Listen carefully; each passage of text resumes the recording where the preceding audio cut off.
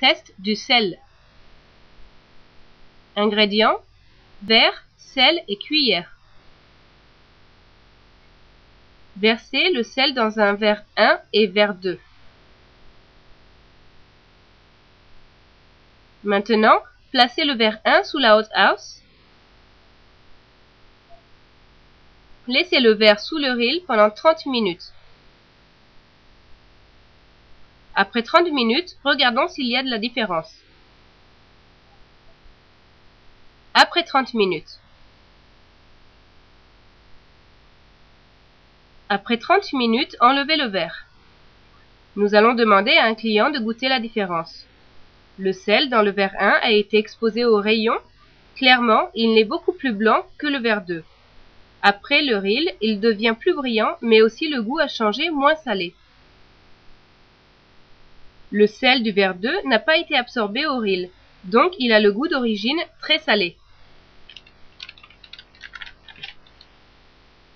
Goûtons verre 2 en premier et regardons qu'est-ce que ça goûte. Oh, très salé. Oui, c'est le goût d'origine du sel. Très salé et fort. Goûte le sel du verre 1. Et regardons s'il a du changement dans le goût après la hothouse. Vous allez voir que le sel n'est plus aussi salé. Est-ce que c'est vrai?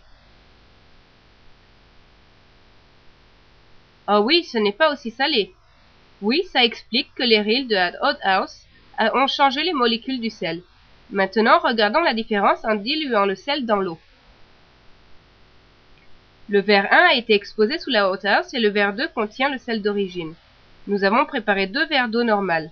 Versons le sel dans le verre d'eau et comparons la vitesse où ils vont se diluer.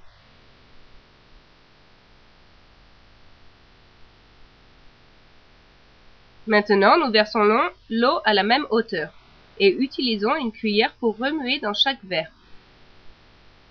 Observons. Clairement, le verre 1 devient tout de suite plus clair, même eau et même façon de remuer.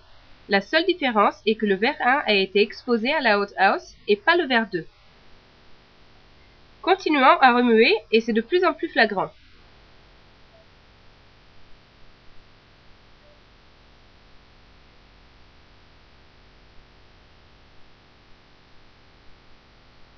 Arrêtons de remuer et observons encore. Le sel exposé à la hothouse dilue beaucoup plus rapidement et le sel qui n'a pas été sous la hothouse ne s'est pas dilué complètement. Une fois de plus, l'expérience prouve que le reel a l'habilité de décomposer les grandes molécules.